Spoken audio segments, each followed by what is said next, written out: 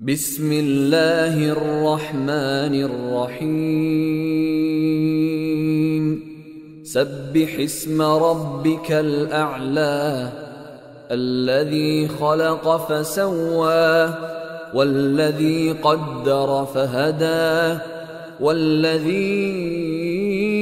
أخرج المرعى فجعله غثاء أحوى سنقرئك فلا تنسى إلا ما شاء الله إنه يعلم الجهر وما يخفى ونيسرك لليسرى فذكر إن نفعت الذكرى سيذكر من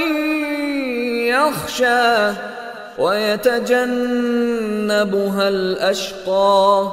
الذي يصلى النار الكبرى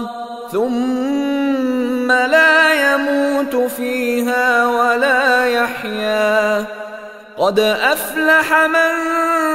تزكى وذكر اسم ربه فصلى بل تؤثرون الحياة الدنيا والآخرة خير وأبقى